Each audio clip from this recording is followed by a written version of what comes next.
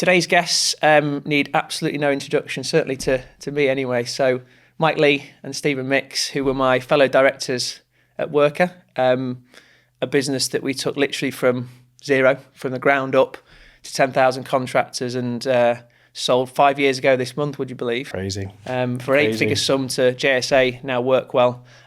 Welcome, Mike and Stephen. Hello, mate. Thanks, Matt. Good to see you. Band's back together. Nice. That's it. It feels lovely to be sat here. It really, honestly, it genuinely does feel lovely to be sat here, because for all those years, we sat around boardroom tables and in pubs, and coming down to London on a Thursday, you know, in days With gone the sun by. shining as well. The sun shining, yeah. We wouldn't be in a studio. But no, great to see you both. Really Thank you, great mate. to see you both. And can you believe it's been 5 years? Unbelievable, actually. No, I can't. There's a lot happened in those 5 years, but it has gone so quickly. What's your overriding memory of that time, that exit? I remember it being COVID, or during COVID, so it was strange times as it was. I just had my first daughter, and yeah, I think we'd always had an exit in mind, so we were building to something. So there was the excitement of knowing that there was something potentially there, with the mixed in feelings of missing a few exit deadlines and it dragging on, and that kind of nervousness of thinking, is this actually going to happen? Yeah, we had a 2020 vision, didn't we? We thought we were going to do it in 2020, and COVID put pay to that, but we did it in 2021. We did. So what was your driver, Steve? Remember? So what was your driver for selling? You remember? I think setting the business up, we always had it in mind from day one that we were looking to build something that we were going to sell. For me personally, there was something that I wanted to sort of tick off the aspiration list. Yeah. I wanted to set something up, take it to an exit. Maybe I'd worked around in a private equity environment. I'd worked with startup founders, owner managers, and it was something that I always admired and wanted to do for myself. Because your background was Hamilton Bradshaw, who were That's right. used to invest in typically recruitment businesses. Yeah. So you'd be the investment manager who would see businesses from cradle to grave in some cases. That's it, yeah. So wanting to do it for yourself was a big driver. Yeah, it was a big personal driver, yeah. Yeah. What about you, Mike? I go back to the James Caan meetings at the very start, and yeah, there was something nice about being in Mayfair and having those types of meetings. And I recall, you know, the conversation about arbitrage and kind of plugging businesses together and getting that real value up on exit. And yeah, I'd worked in an owner managed business before and helped them grow with no aspirations to sell. They're happy to just run that business and keep it. Whereas I thought the real way to get a big chunk of money and get that capital pot was to build a group together and sell it upon exit. So yeah, it was always our intention from day one, wasn't it? It absolutely was, yeah. And I remember going to Hamilton Bradshaw and having a conversation with DMR. I think you're probably in the room as well. And I remember saying, "Why would I give you some of my business to do that?" And he said, "I think about it a different way. Once I put your business with a series of other businesses, the smaller bit that you think you've got is going to be worth a lot more than the 100% of what you got at the moment." So it probably took 3 meetings for me to get to that point where I actually realised what he was saying. But yeah, clearly, we went away and did it. Yeah, and then that became our pitch to companies that we were looking to buy, and we were really good at that pitch by the end of it. We were really good. Yeah. Started using a word that I'd never heard before the deal. Arbitrage. Use it in every next sentence. On the golf became course. became part of my language. It's all about arbitrage, Yeah, boys. It's arbitrage, boys. Just plug it together and we worth more. You thought it was a goal score, didn't you? I did, yeah, I did. Albatross, see what you've done there. It's a little French dish. So going back a step then, so we 5 years ago was when we executed the deal, but the offer was actually accepted in November. So for people watching this that have not been through a deal before, what are the nuts and bolts? So from somebody approaching us, or in this case, we sort of went to them, what are the nuts and bolts of getting a deal over the line? So what are the steps that people go through? Well, leading up to getting an offer, I think it's important to talk about the work that we were putting in behind the scenes, developing the network. So you were meeting people, Mike was, I was, and we made it our business, I think, didn't we, to try and get to know everyone in the industry, either people that we might want to work with from a partnership level, maybe even businesses that we wanted to acquire, and bigger businesses that could potentially buy us, and private equity investors and things like that. So I think that we did lay some really good groundwork. And then when the timing for our business made it sort of feasible that, okay, actually we've got something that people would want to buy now, we already had those relationships in place. So I think that was probably the first step. Second step was, all of our information was from day one really, really well put together, I have to say. Yeah. And, Tom Buckley gets a shout out. He put in a lot of work in terms of making really sure did, that our yeah. numbers, the KPIs were great. We had board packs from day one. That was probably an overhang from Hamilton Bradshaw, getting us in that frame of mind very early on. So we had 5-6 years worth of monthly board packs, really good management information. That made it easier for prospective buyers, I think, to see the shape of the business, understand the performance. And then the offer came in. We sort of went back and forth a bit. So after the offer comes in, the next step is to put that into heads of terms. Heads of terms outline the principal kind of points of the deal: valuation, timing of payments, any performance measures. And then after heads of terms, once the deal has been agreed in principle, you get into the due diligence stage, and then you start. That's when a lot of work happens. And then you go through due diligence. If any changes to the deal need to be made, they'd be made at that point. And then you go into the legals.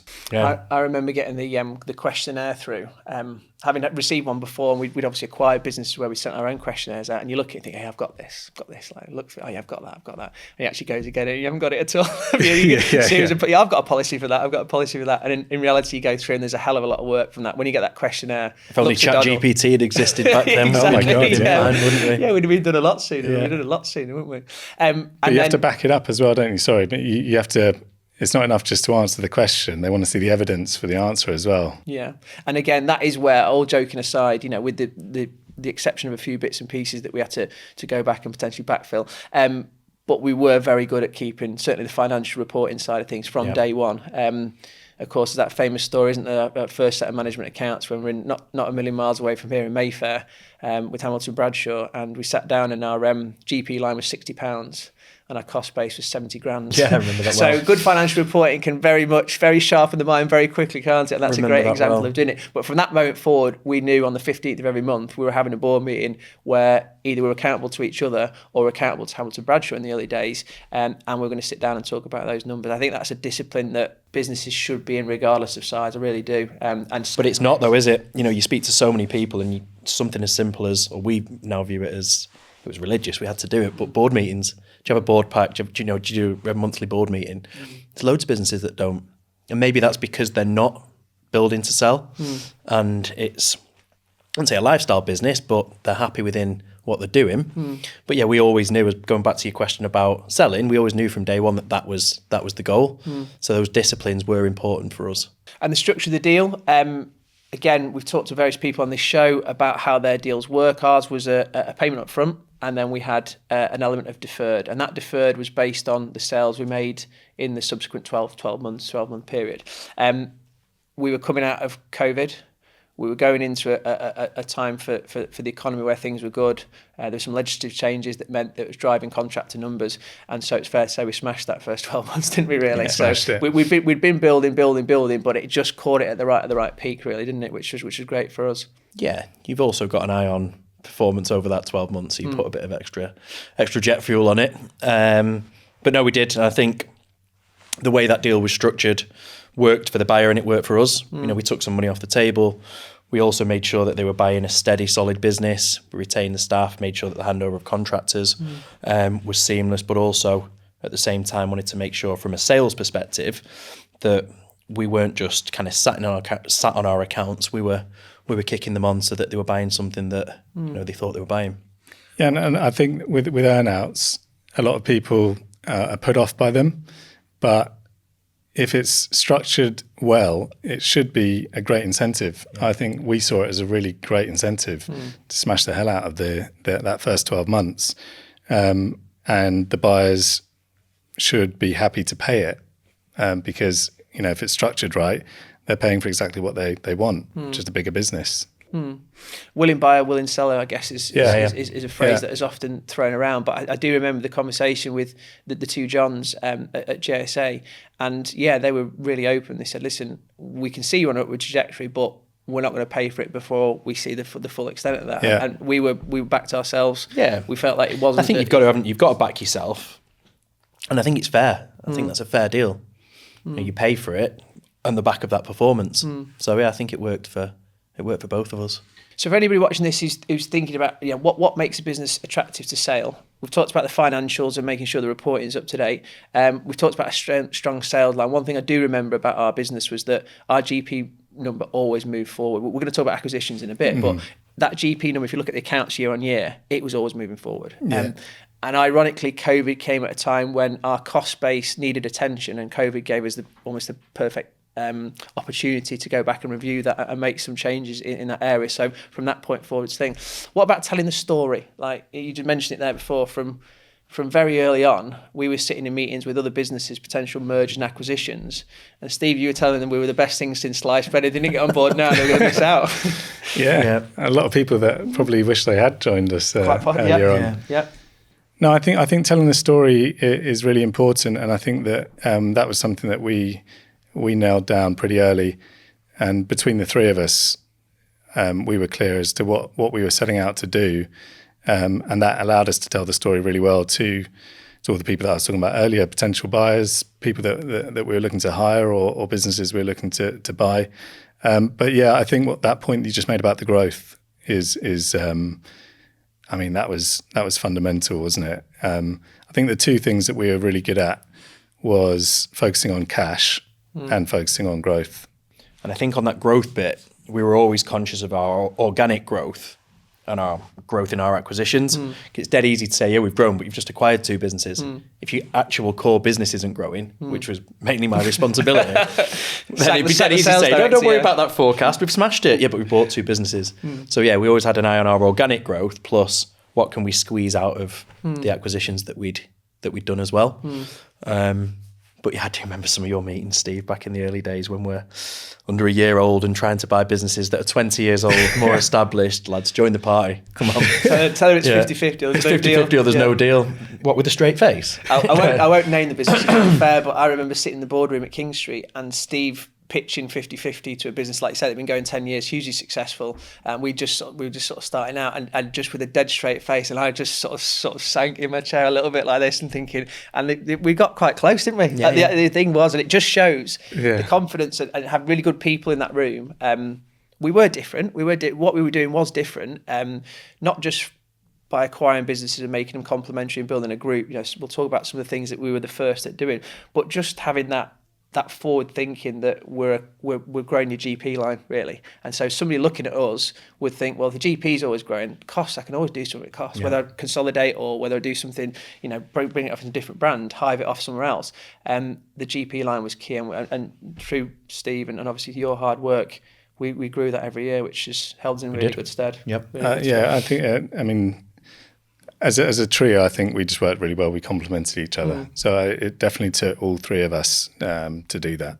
We didn't always agree, I guess. No. Yeah, there would be times when we had differing views on stuff. And again, we'll talk about what you guys have done since, but working on your own in businesses isn't the same as having 2 people around you. That was certainly how I felt. And sometimes when in the heat of the moment, you disagree and you think, oh my God, I'd love to be doing this myself so I don't have to answer to anybody else. In reality, the discipline of having other people to speak to, I found really... I think that's probably been one of the hardest things. I know we might talk about that in a little while, but the discipline of having the both of you to be accountable to, because we all had it, we all open, we all shared exactly what we were doing. But yeah, I think just having people around you is such a big thing. And I'm sure we'll talk about that in a little. How have you found life since, Mike? What's it been like since? It's been busy for different reasons. I had 2 children. I think post the acquisition, I stayed on with the acquiring business. So did a year within there. So we had the earn out. Then I did another year. So how was that? It was good in that really liked the MD, really like the MD of that business. Really enjoyed working with him, some really good people in there. There were difficult moments where, because it wasn't your business anymore, you couldn't quite make the decisions that you might have been able to before. Differing views, different styles. And also I'd done 16 years in the industry at that time. So in my mind, I thought, that's me done. We've got the exit. I'm going to go and do something totally different and new. So I did. Something totally unrelated, set up a clothing brand 3 years ago, invested in some property. Again, totally different sectors from each other and totally different to what we were doing, and typically on my own. So I didn't have that luxury of having a business partner, business partners, or staff around me. So I was sat there at home. I got an office for a year. But yeah, it could be lonely at times, you know, because you've come from an environment of 50, 60 people, and then the wider group, you're in meetings all day, you're meeting clients all day, you're entertaining, and then you sat there on your own with your laptop into industries that don't really require much interaction, very transactional. So yeah, it was difficult for a couple of years after that. I think you do a little bit of soul searching and a bit of trying to reinvent yourself and find your purpose again. But yeah, that's got easier. I think that was just a bit of a transitional period. Do you think there's we're all a bit guilty of thinking, like you say, you've done a good stint in any industry, and you get to the end of it, you think, right, I'm going to do something completely different.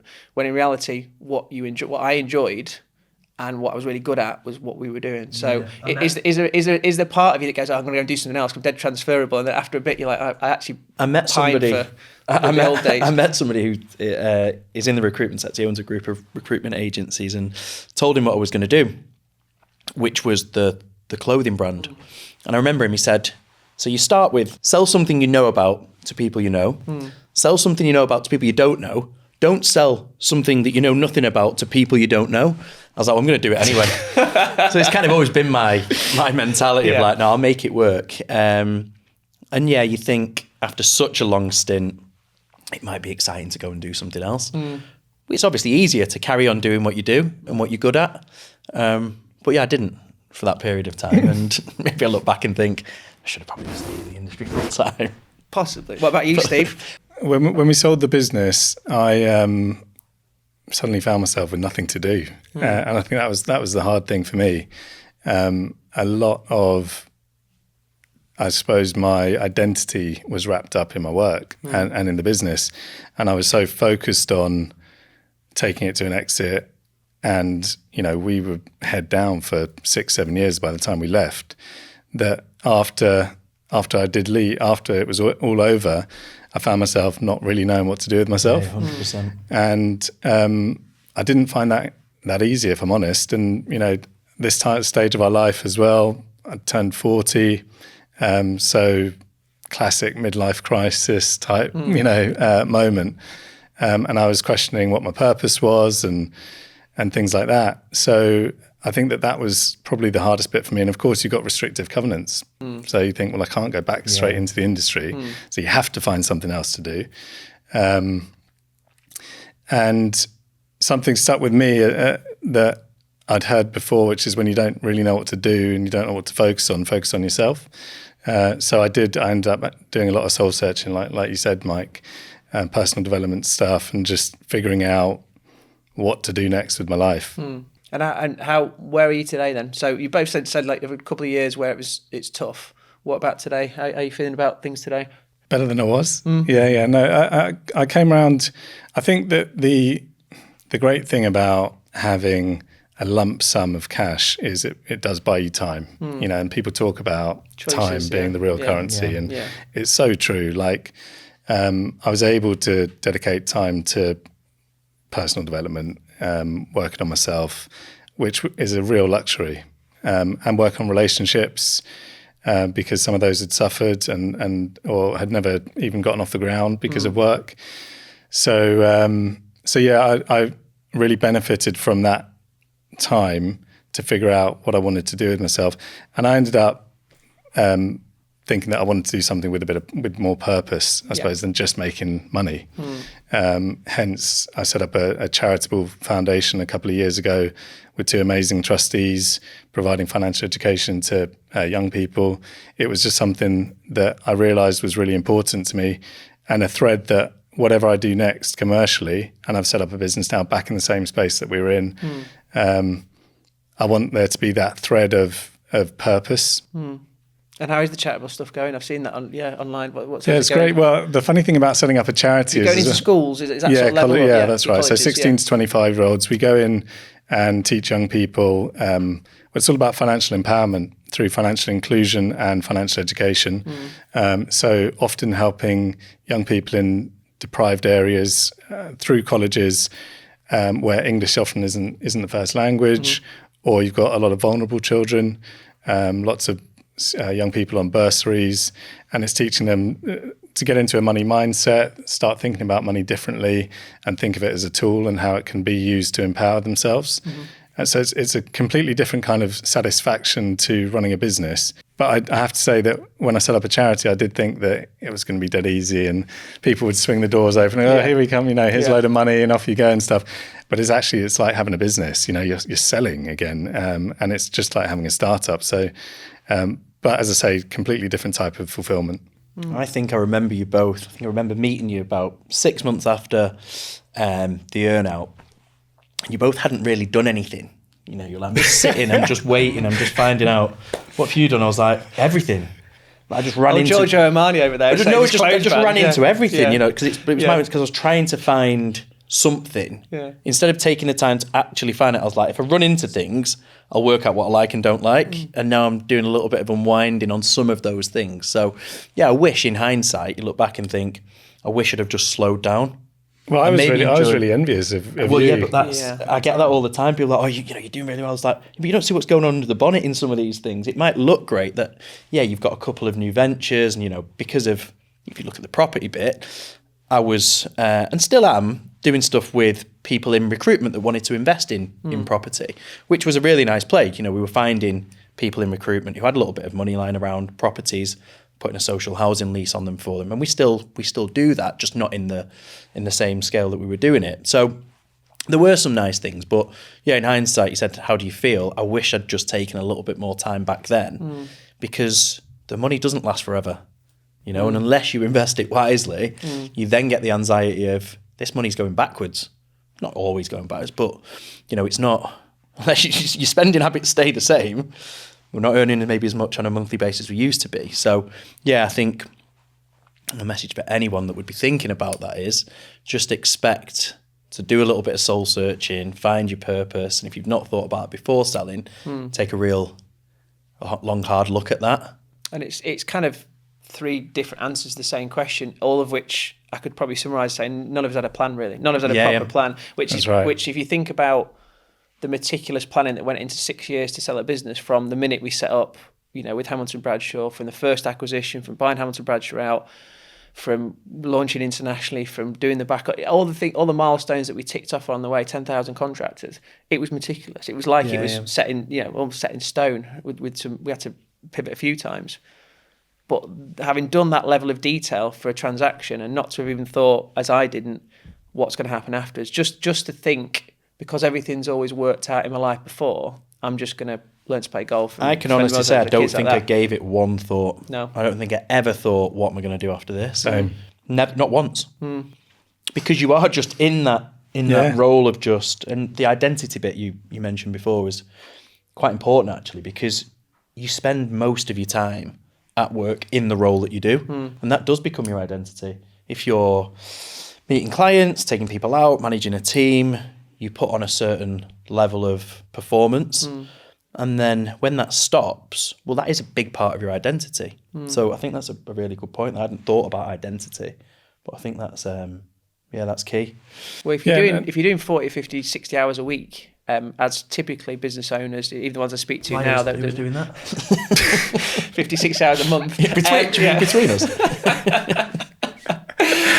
If you're doing a significant amount of time at work, and then you, as I did, just expect to shut that off and replace it, like you say, kids, take them to school, 5 hours done maybe, I don't know. Go and play golf once or twice a week, maybe up to 15 hours now. Still a long time in the week left that you previously. And the other thing I've talked about is that you go from being the king of the castle at work. So you towards the end, you're going into meetings not even really prepping, because you know you're going to know the answers, that sort of thing. You've built a business that's significant. You know that you're on the right trajectory. And then you go home, and in my example with 3 children, and you don't feel like that, because you feel like you're a bit fish out of water. So actually, I would always gravitate towards work rather than family, because I felt more comfortable there. Of course, then you're in that environment where you don't feel particularly comfortable. The phone's not stopped ringing for 20 years, and then after 3 months it stops ringing. and you sat in that environment where you just I felt like a real fish out of water. I really did. And of course, the way I responded was not the right way, really. I was trying to change the routine at home, like telling Helen what should and should be happening at home. And in reality, I didn't have a clue what I should have been doing, really. And it all goes back to that, having not even thought about what was going to happen post that and make some plans for it, really. So again, anybody who's watching this, to more or less a degree, we've all been through the ringer. And it's a very, very common thing that people say. It is. And look, there are loads of positive. I've not mentioned there that there's a lot of people that would love to have the time that I've had watching the two girls grow up and being available to drop them off at nursery and pick them up. So that's been brilliant, because without the sale, you wouldn't have the opportunity to do that. So that, there's some really positive elements in my personal life. But yeah, when you look at it and you split that out from a business perspective, there are always going to be challenges, I think. Yeah, but and unless you're making the sort of money where you never have to work again, then the reality is you're going to have to work again, and I have to work again. So I think that I should have given more thought to what I was going to do post transaction. I mean, everything works out as it's meant to be, so no major regrets. But that is something that if people are listening in, thinking about selling, for a start, even whether or not selling is the right thing to do. Do you think that? Do you regret? Not regret, but do you look back and think, if we'd have kept going on that trajectory, where would it have been? I do think about that a lot. I think that there was a lot more runway, especially because we really came into our stride. Like you say, we smashed the hell out that 12-month period, and you think, what could we have done? But where we had unfinished, if you look at it, you would say you've got unfinished business. You've not taken every business to where it could get to. As a group, we'd reached that target number that we all had in our mind. And I remember when we put the shareholders agreement, I don't know if you remember, we had a number that we had to agree, had to be over a certain number before we could consider a sale. Yeah. I'm sure you do remember it. Yeah. So we could have carried on, and we know we could have grown the businesses that were in the group, but we had that vision and we had that exit, and the number was right at the time. But I do think, there are times, plenty of times, I'll say it to Becca, my wife, like, still wish I had that business. Still wish I was in that business. But you can't, can you? For making that decision, like you say, is the right thing to sell is really, really important. I look back now and I do think, I miss the buzz of it. I've got a theory that because of the nature of the industry we're in, tax reform and legislation coming every single year. So every year you were sat there waiting for the budget to come out and thinking, is this going to make a real dent in my business, or potentially be an opportunity? But often it would mean a period of adjustment. I wonder whether I was so focused on that, like when I get to the right number, I'm going to get out. I can argue it the other way. I can say that once you've got the target number, what else are you looking for, mate? If we'd agreed that's the right number for all of us when we achieved it, then you've got what you wanted, and you can always want more. But actually, where does that stop? So I can argue that both ways. But why do you think it is that we were talking to previous guests who said that as few as 3% of the 34,000 recruitment business in the UK sell? His theory was that that's because, majority 28,000 of those are less than 5 staff. Perm business is obviously very difficult to sell. But why is it that in recruitment there isn't a huge amount of transactions, whereas in our industry it felt very much like there was a transaction every week? I think partly, some of it might be like you've just said. Everyone's worried that there's something coming down the chute. There's maybe another piece of legislation which will come out that will just wipe it out altogether. If X government gets in, they have a view of the umbrella market, what could happen? So there might be the fear of losing it and getting out while the going's good. It could be that, there's just not the longevity in our sector that there is in recruitment. I don't know, you're probably better placed to answer maybe the recruitment because you're involved in recruitment transactions and I've not been. But from our space, I always felt that, it's a volume play to an extent. Well, it is a volume play. But you've always got your eye on what's that next legislation change. And we went through 6 pieces of legislation in the time we had the business. And you've always got to pivot and change. And people get tired of that as well. You've not got consistent headway of knowing that nothing's coming in. I can just have a run at this for the next 3 years.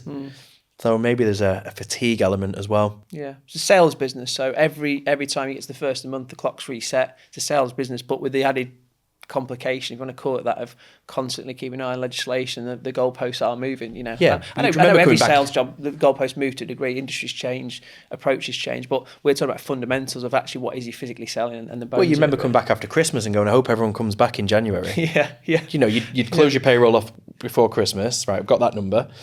What are we going to look like in January? What's actually going to come back? Yeah. So maybe there's about that certainty of fee income as well. Yeah, I think that's an important part of it, because in the payroll world, it is such low margins that to build it up takes quite a long time. But once you've got that relationship with agencies, they tend to stay with you. So that, I think, makes it attractive for people buying payroll businesses, because you know that, and we used to know that we could buy a business and we're not going to lose the revenue or the relationships 9 times out of 10. Whereas I think in recruitment, well, I suppose not to say whereas in recruitment, but in recruitment, that's why it's really important to have long-standing client relationships. And those are the type of businesses that will attract a higher valuation. If you can demonstrate that you've been working with clients for a long time, you've got contracted income. So yeah, you don't, in recruitment, it might be a bit faster to generate sales, but it's also faster to lose those sales. Yeah. And I think in payroll, it takes a longer time to build up the sales, but once you've got them, they tend to stick around. Makes it attractive to buy. And operationally, it's kind of easier to integrate payroll because it's kind of quite operational. You can put the 2 back offices together relatively easily. And then I think the other reason for payroll companies is they generate a lot of cash. So it gives you the opportunity to sort of refinance the balance sheet and fund the deal in different ways. Yeah, fascinating. I've been involved in recruitment. Obviously, we've been involved in all of us in recruitment businesses, but as a provider, as a supplier, having physically been involved in them in this last 4 years, you realise what cash we thought we had it hard, but of course, you know, every week hundreds, if not millions of pounds are rolling in from a pay-as-you-earn and national insurance and VAT perspective. So you weren't really worried about what was, paying the bills. But recruitment businesses out there right now are worrying about what they can draw down from their ID facility That's to keep right. the lights on. Yeah, It's incredible. absolutely. Yeah, Yeah. really. And we were we thought we had it tough, but yeah, they've got it really tough, haven't they? Yeah. Yeah. Acquisitions then. So you mentioned that before, Steve. And Mike, you mentioned it in the context of us organically we grew, but we supplemented that with acquisition. Now, Steve, this is your real area of expertise, but we were either buying something for the GP level, we're buying something to get into people which we couldn't otherwise have got into, or we're buying something complementary. So the complementary ones, I think, is really, if I look at our evolution, I think it's the complementary ones that we bought that really kicked us on. If you think about the final negotiation with JSA, they were really the international business which didn't have, or international reach they didn't have before, and now they've expanded massively into that space, and also back office as well. So, Steve, from your experience, somebody's out there thinking, okay, so I'm growing organically, but I like the look of an acquisition. How does somebody start? Because a lot of people say this to me, and I kind of just shove my shoulders a little bit and say, well, there's quite a lot to think about. What should they be thinking about? I think when we were looking at acquisition targets, we were quite clear as to what service lines we wanted to supplement our business with, and we also knew where we weren't strong. So we were looking for targets where we could bring in expertise, and they could move us forward much faster than if we were to try and build out organically. Like Mike Millsop with international business, he'd been in the industry so many years. He had a network around the world. You know, that would have taken us years to develop that. Similarly with Eve, I think with Workr Solutions, bringing him in was a game changer for the back office element. Even the contractor accounting business, IMS, again, it would have taken us a long time to build those out. So I think if recruitment companies or anyone looking to target business, looking at target acquisitions, things that bring in people that can really take your business. It is always the people that take your business to the next level, isn't it? So if you can acquire something where you've got a great team who are going to bring something different, that is invaluable. And from a valuation perspective, if you've got diversified revenue streams, so international was great because if the UK business suffered, we had the international side of things, which gives you that diversified revenue, which investors like. and it allows you to hedge a bit, doesn't it? What was it like, Mike? Did you think we made the most of the cross-sell opportunity? I think it was a bit of a loaded question. In the early years, I think we made the most of the cross-sell opportunity. Not in the early years, because every brand was operating under their own name. So it would be quite difficult to say, oh, the sister company or someone from here is going to ring, and you'd be introducing someone from a different business, although you're part of the same group. So I think the process that we went through in terms of the creation of the Workr Group and, putting everything in their own silo, so Workr International, Workr CIS, Workr Umbrella, was really the pivotal moment where people could start to go and cross-sell and tell the messaging, tell that story of this is what the group looks like in one coherent message with one coherent brand. I think that was important because it was quite hard beforehand. I know we bought businesses to access different agencies, and I think we used to say that international was a great Trojan horse to get in there for UK, but before the inception of Workr, it was more difficult. The other thing as well is when you look at salespeople in what they do, we had people that were really good in international, didn't really want to know about other service lines. They weren't bothered about umbrella because my international contractor is worth 10 times more in GP than a single umbrella. So yeah, you can set targets, you can do your cross training, you can encourage people to go and open other opportunities up in agencies. But some people are just naturally focused on what they do and what they're good at, which was challenging at times because you want to squeeze the lemon out of every BDM or account director. But not everyone's open. And if they're really good at what they do, you can't do anything. You just keep doing what you're doing. And we'll just have to accept that, you're not going to cross-sell for us. Great point. And my recollection of acquisitions was that my approach was we bought some where we were kind of really standoffish and they're great at what they do. And after a few months, they'd be like, why did you buy us? Like, what you do, what you're contributing here. Then we got we got very involved in the next acquisition. And then when it went wrong, they were like, that's your fault, sort of thing. So I think by the end, we'd found the right balance, hadn't we, from bringing a business in, allowing it to bring to the party what we were acquiring it for, but with a level of care and attention and diligence that meant they felt like they were part of something. And I think that's the challenge with that, because it's not just buying it and then bolting it on or getting all over it. There's a nuance that I think, isn't it, that I think we got right in the end, but certainly in the early, one business in particular, when the numbers started going backwards, like, well, that's your fault then, isn't it? Yeah, agreed. Yeah, good point. Yeah.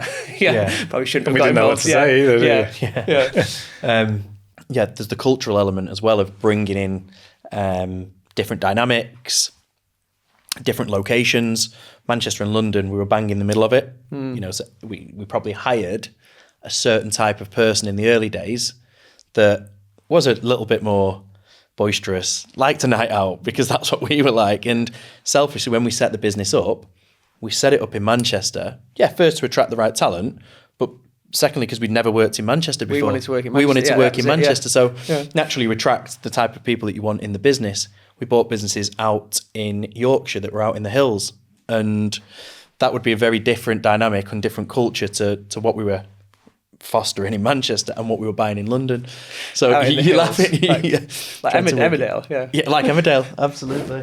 But yeah, I think the integration and and we had India in the end as well. So bringing together everybody over a Zoom and having everybody in the group on a Zoom, we didn't do that in the early days. That started to help for people to actually feel part of the group. COVID was a massive thing for that. Yeah, it was. Yeah. It brought us all together. And the Friday, we did something every Friday online. Then we did once a month. We did it, and it's now the norm. Is it? You wouldn't think any twice of it. But at the time, it was very alien for us all, wasn't it? Absolutely. But you'd get people that then felt proud to be part of the group, and they'd be learning from others in the group they didn't even know existed. So that way of bringing people together rather than taking everybody out on the piss, was probably the right place to end up in. Do you think we always got the culture a bit right? Probably not. But I think, like you say, I think we really got there in the end. And I do think that bringing all the brands into one brand played a massive part in that. Because particularly because the business was set up as Walker Smith Global, wasn't it? which were after your mum's maiden names. Yeah. And so very personal. Yeah. And so actually And global because we're international. From that's right. Well, certainly the aspiration, wasn't it? With 3 contractors. Yeah, we were very worldly. Yeah. But yeah, so to kind of do away with all the brands and come up with a new one, I think that was that went a long way to making everyone feel part of the same thing. Yeah, definitely did. So I think that was a watershed moment in terms of bringing people together and thinking like, okay, yeah, we're in this together. I'll go back to your question around, did we get the culture right? I think the one thing we can say we did is we were there and we were present. And I think everybody would look at us and go, the guys are in the business. I think we got the leadership right. And we tried to do our best in the early days to build what we thought the culture might look like. But I think culture moves on. Like the younger generation now don't really go out and drink. We've probably come from a background where being in the pub, a lot of your business was done over a beer or over lunch. And yeah, naturally culture will change. So I think we did our best.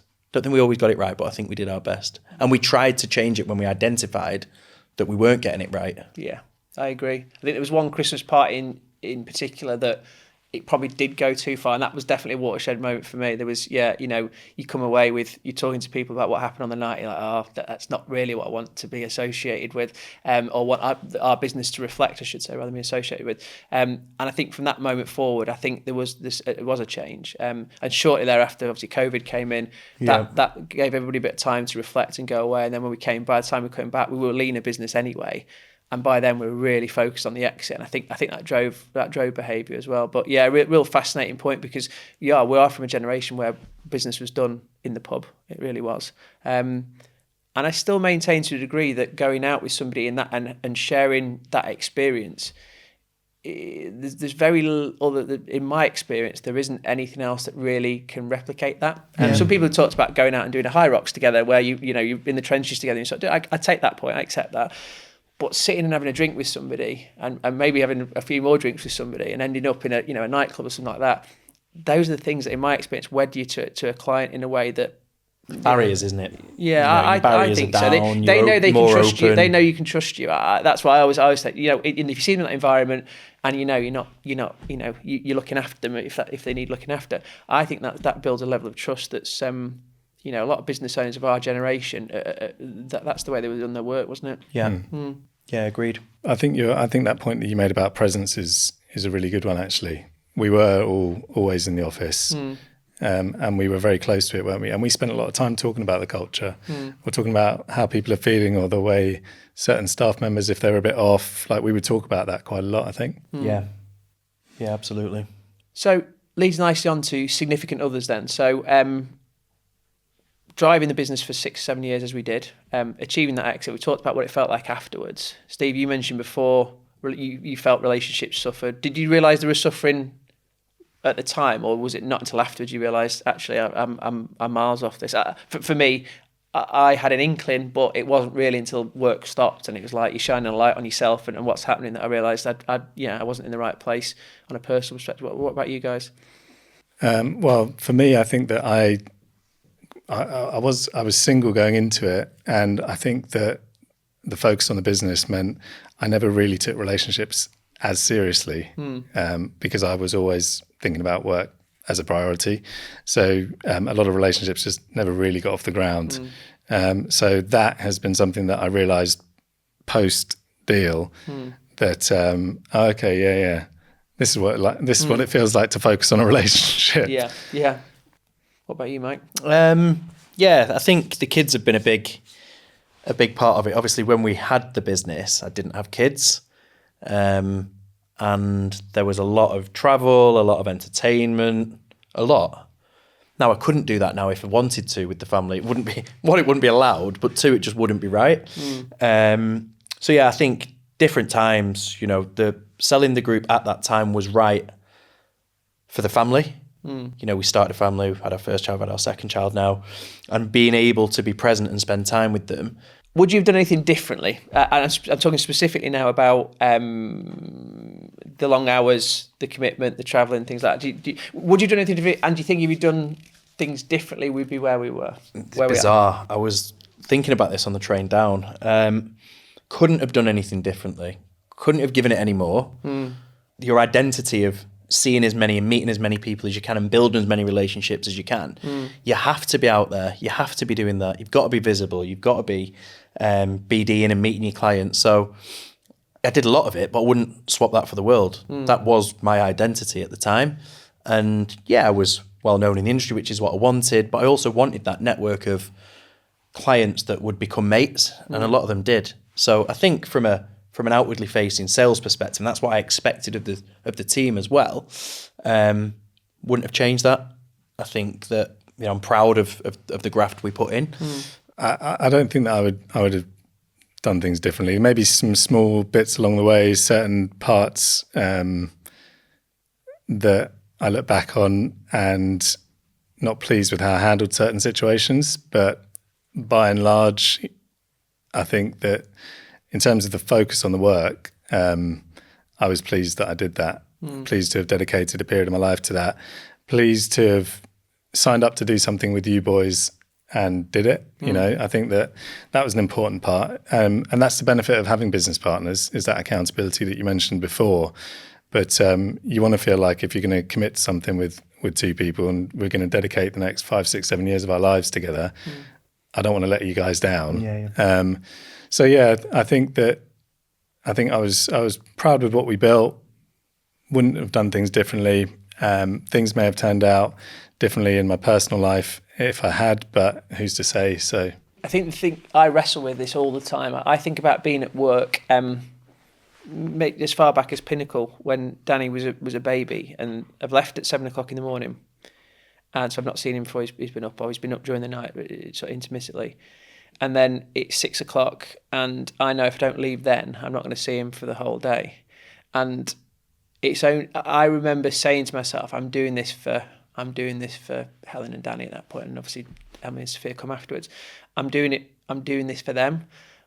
I can be really honest now and say I was doing it for me, because for the reasons I've said, like, I was king of that particular castle. I was dead comfortable at work. There's nothing you could throw at me at work that wouldn't be able to sort of deal with. Whereas going home was tough, and I think I talk to people now about that exact same dynamic, and I think you sometimes end up thinking you're doing a shit job of both. Like, you end up not committing to stuff at work.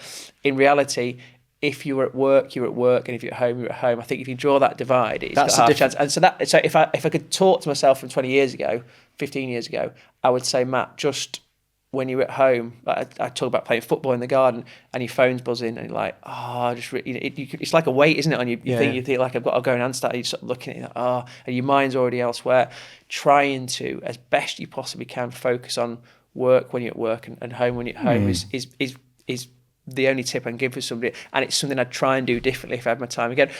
Flip side is, if you do more of that, do you end up where I've got to?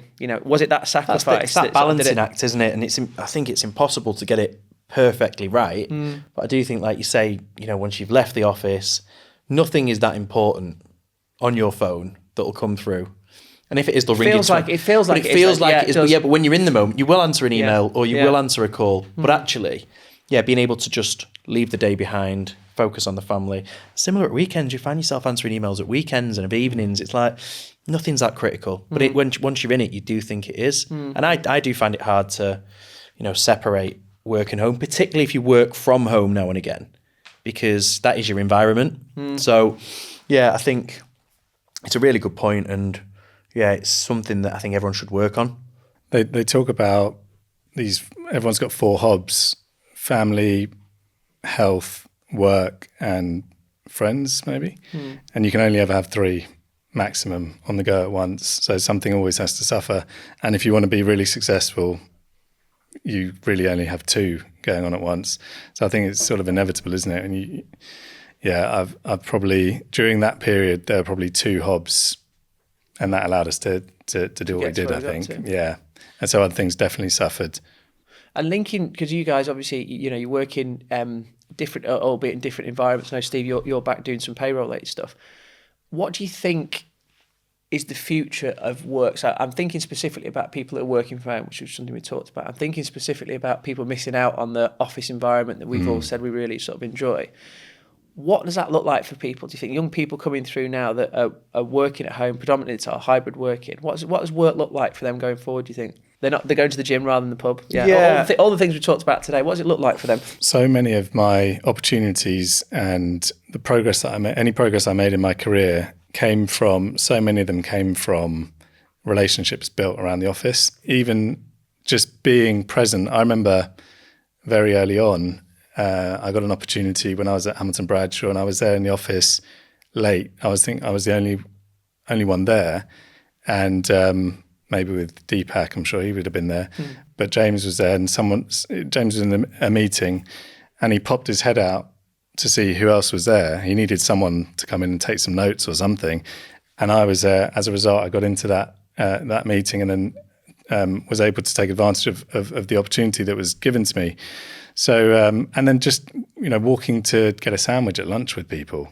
So many of those things come, or I do feel for young people missing out on those kind of opportunities. I think it's the learning as well. How many times have you been in an office where you're just taking everything in that people are saying and you're learning from your team leader or the MD or whoever it is, your colleague next to you. If you're on a call and they say something, I'll use that next time. You don't get that if you're at home. You sat there typically isolated. And I think I do worry if a business has a culture of, fully remote working. I think, it's potentially a challenge for the younger generation. I think also you end up just assessing people purely based on the numbers, don't you? If you never see them, you don't get a sense for who they are. And I think in the past, people do contribute more to the office than just whether or not they're doing their 50 calls a day, for example. But if you never see them and you're just looking at a spreadsheet and saying, did Joe hit 50 calls a day? No, he didn't. Right, he's underperforming. So, it's I'm not in favour of people working remotely. Spot on, Steve. I had a conversation with what I call like a networking organisation, and they're not planning on having face-to-face meetings this year for their members. The feedback being that it's all about return on investment. So it's a subscription-based thing. So I understand that you're always trying to keep that value above the price point. And they say that our members want results, and therefore more of this as less of face-to-face stuff. My heart drops a little bit that it's all about, all of a sudden an organisation like that is all about return on investment and how much, how much somebody's getting out, which are great, I get it. But to the something's got to suffer, the sacrifice is there's no face-to-face meetings this year. And I think for businesses that are perhaps one owner with a couple of staff or sole recruitment agencies in this instance, I just think it's really sad that they're not going to meet this quarter or next quarter in that particular organisation. I do think it's sad, but does feel like the way the world's going. And to your point, Steve, I also think that remote working has driven this behaviour of I don't want to come into the office. Well, then it's a transaction. So then it's like, if I'm a developer, I don't know anything about developing, but if I'm an IT person and it's about, I'm not coming to the office to add anything else, then surely my price has got to be the same or better than somebody else's, or I'm going to outsource that. I'm going to go to India, I'm going to go to South Africa, I'm going to go to the Philippines to do my development because it's cheap and all I'm getting is a transaction. Why wouldn't I do that? Yeah, if you're sat at home, you may as well be sat in South Africa or Philippines or India. I think so, yeah. So I think we've got to be a bit careful. I think specifically about freelance, got to be a bit careful that they don't sort of say, I want remote, to find that they're then undercut by somebody who can do it for cheaper than them. I agree. Yeah, and I just think that's a sad indictment that people their first instinct is the first thing that goes is the face-to-face meeting, given what we've all been through over the last 5 years. Yeah, and any team, if you asked high-performing teams, whether it's sports, business, in the services, you have to have bonds, don't you? The best teams have strong bonds and you have to spend time together. 100%. Yeah, I look back to a lot of the agencies that we work with. They're all pals. The best agencies, they'd all be in the office with each other, smashing the calls out, then they'd be going out for a beer with each other, and they were all pals. They'd be seeing each other at weekends. They'd all play football in the same team, or they'd do activities with each other. That's what drives you on to perform better. It's really difficult if you've got to go and make, I'm talking from an outbound sales perspective, but a lot of our clients were recruitment agencies. You've got to sit at home, work through your calls all day on your own. There's no one to G you up, or those rejections hit a little bit harder. So yeah, I think it's But I'm from that mindset of being around people. I needed that. Do you think people are going to watch this and think, who are those three dinosaurs? I was Talking just- about going into the office. As you were talking, I was like, God, we sound all so old. Yeah, seriously. So let's talk about something really up to date, AI and automation. On a serious note, Mike, I know you're doing some work with clients, so we are all modern thinkers as well. So AI and automation. What's your view on where we're at with that, specifically around recruitment and payroll? How are clients using it? How's it having an impact? The danger is everybody's going to stop using their brains, because you can see on LinkedIn now, I'm talking about ChatGPT here, but where there's a long dash, that's been written on ChatGPT, and you can just tell with the tone. And there's a danger that people get lazy and they start to use it for everything, and you stop actually thinking about things, because you can use it to do anything you want, but you can cheat. Now, naturally, if you can spot a LinkedIn post and you'll know that that's not them saying it. And that's the base level, isn't it? ChatGPT is the base level of AI. But when I speak to recruitment agencies, some of the resourcing work, some of the kind of the manual integration work is now being replaced by AI to remove, obviously, non-billing headcount, as somebody mentioned to me. We want everybody billing, and if we can replace anything else with AI, we'll do so. So yeah, I'm seeing it much more in some of the agencies that I still speak to, and the investment that's going into it as well. They're wanting to build out their own IP and really train that model with what they've done for the past 5 years, which takes time for it to understand. But I don't think it's scary. I think it's just something people need to get on board with, because it's going nowhere. I think those that embrace it and use it to their advantage will benefit from it. I think last time we spoke, there was a stat that something around 60% of people have heard of ChatGPT, but only 5% actually know how to use it properly. So yeah, people know it's out there, but not everybody's using it correctly. Fascinating. I think what I'm seeing recruiters who are forward thinking are using it to reduce process procedure, manual stuff they're having to do, to give them more opportunity to speak to clients. That's it. That's it in a nutshell. Upskill themselves, become more relevant to the client, and everything else is sort of taken care of. So, I was at a conference last year when they said, if they're not already here, £1 million billers are around the corner, because the stuff they used to have to do is going to be taken over by AI and automation. And either, if you're a lazy person, I'm not saying recruiter, just in general, if I'm a lazy person and I want to do the same amount of work but in less time, I'm sat at home, I can use AI and automation to just basically do the same but not have to do so much work, or I can go the other way and I can say the stuff that's taking me time, that means I'm not speaking to clients, I deal with that and I can speak to more clients and earn more. I think those that have adopted it are great. We had a great analogy on the show in another episode where I said it's kind of like it's a baby at the moment. AI and automation is a baby, and it's about to become a teenager, and then eventually, when it gets to adulthood, it will start to appreciate it again and stuff like that. But we've got lots of phases to go through with AI and automation. What about you, Steve? What are you seeing in your businesses? Well, I think it's really interesting from an investor's perspective. You've got two elements, I think, in recruitment, if we're talking about that industry. People and investors are thinking about, okay, if you're a recruitment company servicing certain markets, they're looking at it from the perspective of, is AI going to disrupt your client's business? So are the people that you're hiring and placing now, are they going to be replaced by AI? So is the demand in your market just going to collapse over the next 5 to 10 years? And then from a business model perspective, investors are starting to think, you need an answer for AI. You have to answer the question of what's your business going to look like in 5 years, even if you haven't got it all figured out.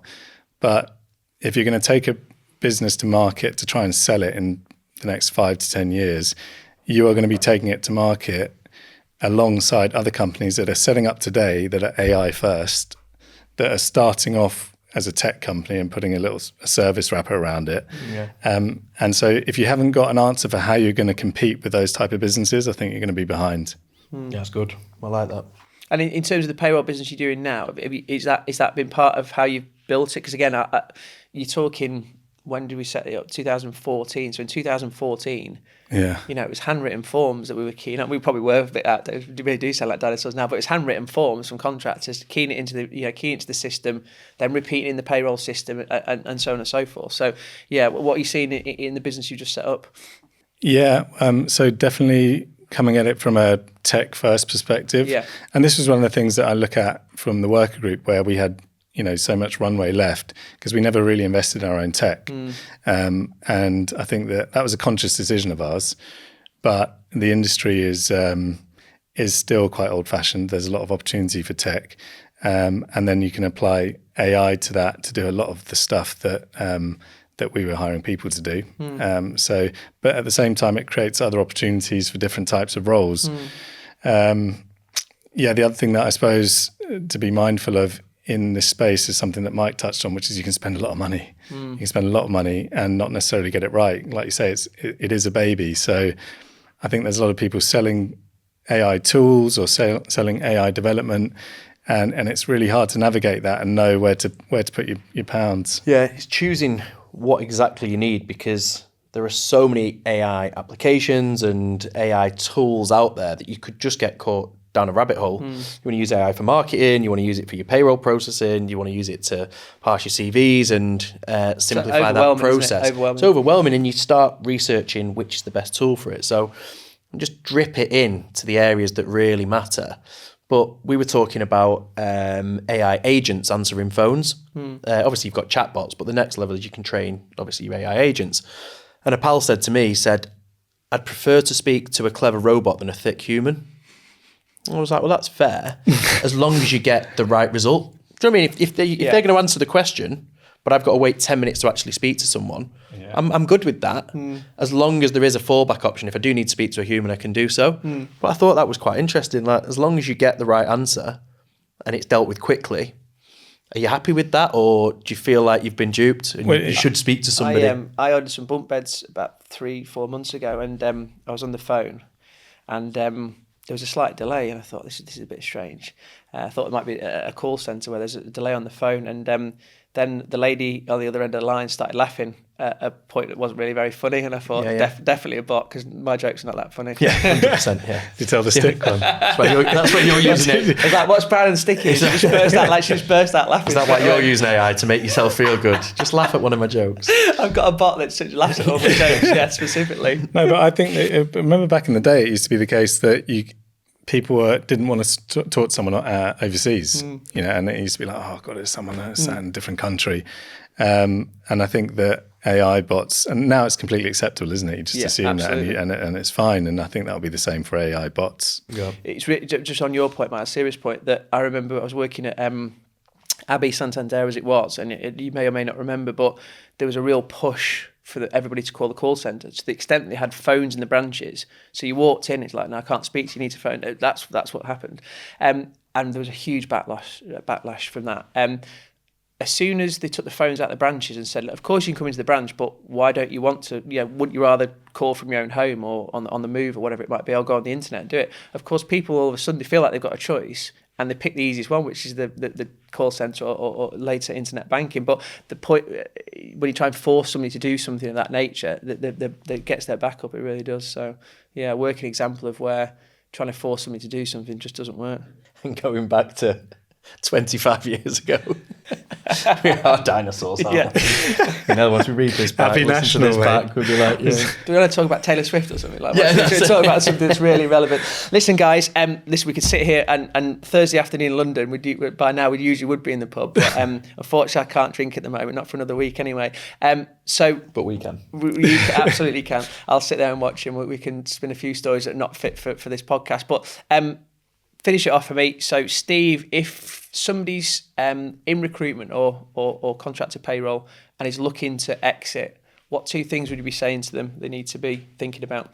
First of all, I would say that you've got to ask yourself, do you really want to sell? And is that the right thing to do? If you're not going to make the kind of money where you don't have to ever work again, then you are going to have to work again. So be prepared to think that it's great to take the cash off the table, but it's not the end. So I think thinking about what you're going to do next. So I think that's all wrapped up in the question of, is it right to sell or not? And then from a value perspective, I think getting the business information in shape, cash demonstrate that you're generating cash, demonstrate that you can grow. Those are the fundamentals. Brilliant. Steve. Not left you a lot else, have you? Not really. I think the key that I took away from our process was, making sure your house is in order. And that might sound so basic, but there will be people out there that aren't creating a board pack after board meetings, that they'll have to uncover some skeletons in the closet when people come to buy it. So, present your business in the best way you possibly can. And if you're thinking about it in 2 years and you're not doing board meetings now, start now. Present the business in the best possible light, and be open with the staff. I think we were quite open with our staff that this is what we're looking to do, because naturally there's going to be people coming into the office and they'll be a little bit curious about who are these people. So getting ahead of those conversations, I think, were two things that we did quite well. That's a really good point. But like as Steve said, I can't stress enough that ask yourself many times, why am I doing it, and what is it going to look like post? What's it going to look like when the money's in your bank? If you've got a really clear idea that you want to go and do something else and you know you're going to go and execute it, great. But if you're not sure, then just ask yourself the question, are you onto a good thing? Do you really need to do it? Because be prepared to lose a bit of purpose for a while if you do. So the podcast about how to sell your business, we're basically saying don't sell your business. Not that for us, no, absolutely sell it, but be really clear on why you want to sell it. Gents, absolute pleasure to see you, and let's go to the pub. Great. Cheers. Thank you.